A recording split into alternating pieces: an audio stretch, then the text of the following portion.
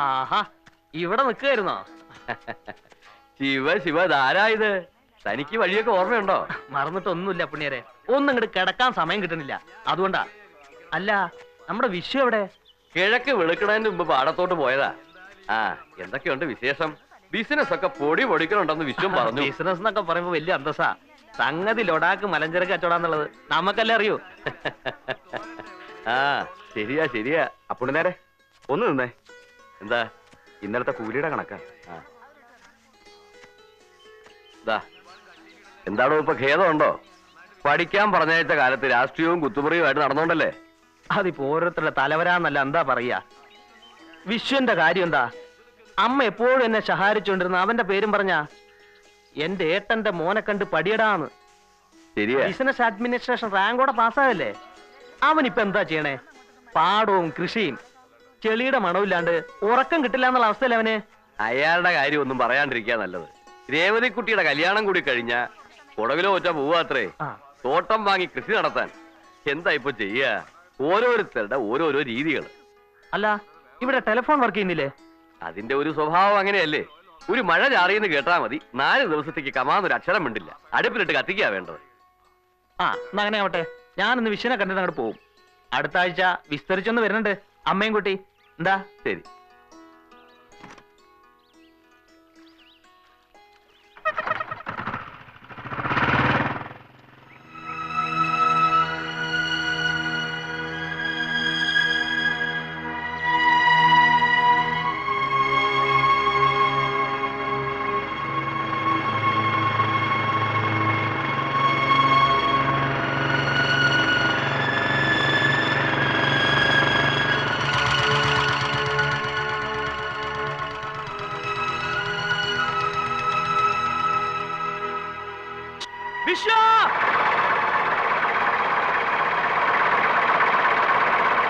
വിശ്വം!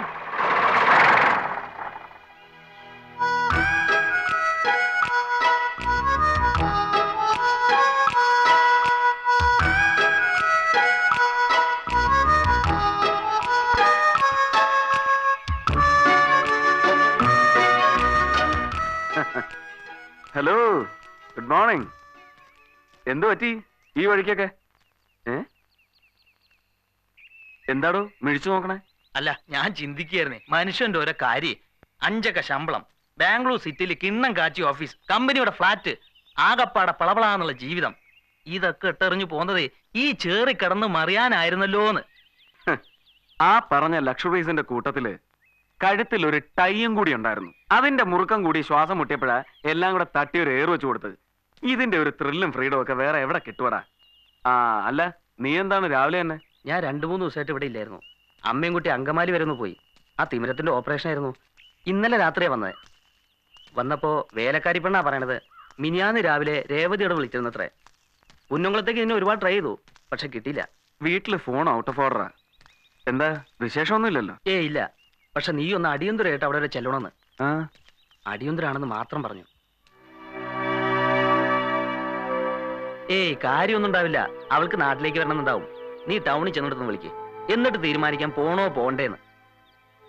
അടിയന്തരായിട്ട് ചെല്ലണം എന്നൊക്കെ പറയുമ്പോ ഞാൻ പോണം. ടെൻഷനൊന്നും വേണ്ട. ഇതൊരു ഇഷ്യൂ ആക്കണ്ടെന്ന് കരുതി ഞാൻ അപ്പുണ്ണേരൊന്നും പറഞ്ഞിട്ടില്ല.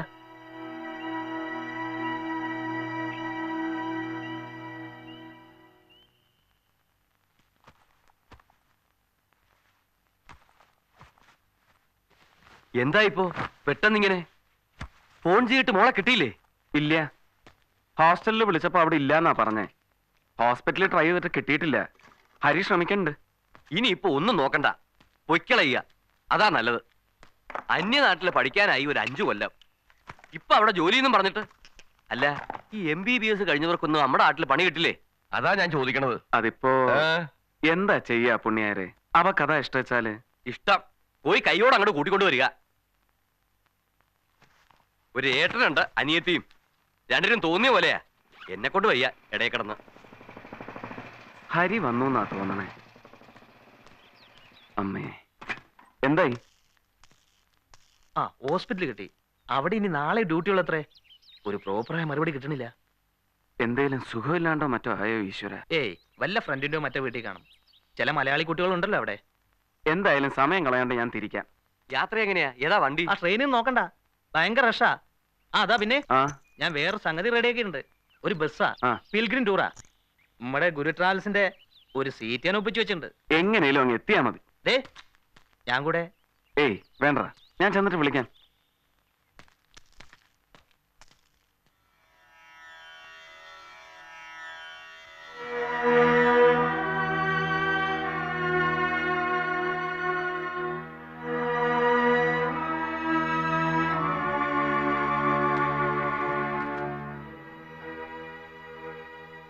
ഏട്ടൻ ഇതാ എത്തി മോളെ.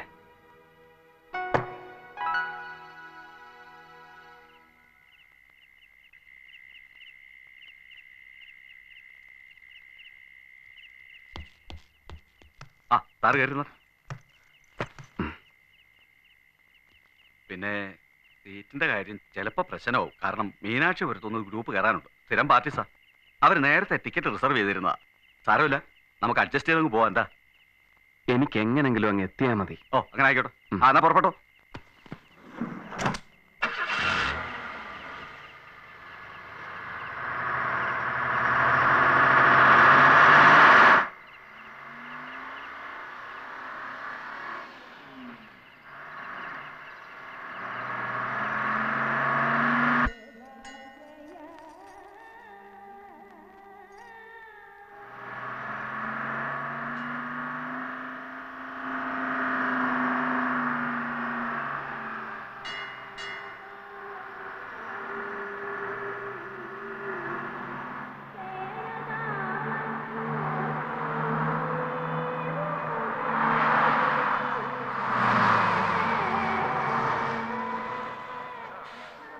பஸ் வந்துருச்சு. வாங்க வாங்க, எவ்வளவு நேரம் வெயிட் பண்ணிட்டு இருக்கு. சீக்கிரம் வாங்க. ആ ബുക്ക് ചെയ്ത പാർട്ടി തന്നെയല്ലേ? കയറിക്കോ.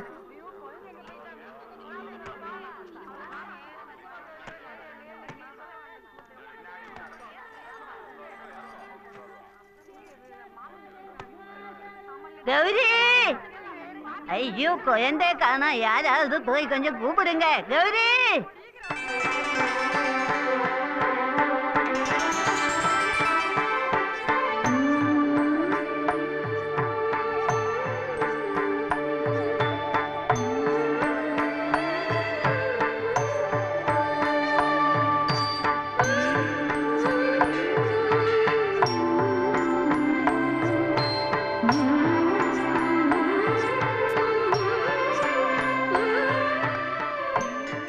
എന്നാ ഗൗരി, ഇന്നൊക്കെ ഒരു തീർത്ഥാടനത്തിന് നീയും പോണോ?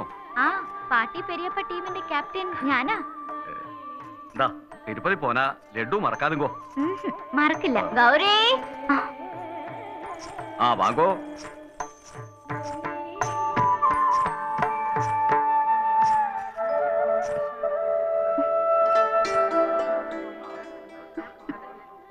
അമ്മ എനിക്ക് സൈഡ് സീറ്റ് വേണമ്മ. പരശുവെങ്കേ അവനെ വിട്ട് ഓടിപ്പോന്നോ? ഇല്ല, അവൻ പാട്ടിയുടെ കൂടെ കയറിയിട്ടുണ്ട്. இல்லடி, நான் இங்க இருக்கேன். സൂപ്പർ പാട്ടി. എങ്ങനെ നുഴഞ്ഞു കയറിയത്? ഡേ നമുക്ക് സീറ്റേ ഇല്ലടാ, നീ അങ്ങ് ഉட்காரு. സൈഡ് സീറ്റേ ഇല്ല. தாத்தா அந்த சைட் சீட் எனக்கு கொடு தாத்தா. നോ ചാൻസ് അടി. എനിക്ക് സൈഡ് സീയിങ്നാ ரொம்ப പിടിക്കും. അല്ല, ഈ സീറ്റ് എടുത്തോളൂ, ഞാൻ വേണ്ട, അങ്ങോട്ട്. ഇരുന്നോളൂ. എനിക്ക് സത്യത്തിൽ ഇതിൽ സീറ്റ് ഉള്ളതല്ല. ഇത് നിങ്ങളുടെ ഗ്രൂപ്പിന്റെ തന്നെയാവും. സാരമില്ല, അയ്യോ ഇരുന്നോളൂ. സാരില്ല, ഞാൻ ഇവിടെ ഇരുന്നോളാം. ആ എല്ലാരും ഏറിയാച്ചാ. ആ എല്ലാരും ഏറിയാച്ച്. ആ എന്നാ പോ.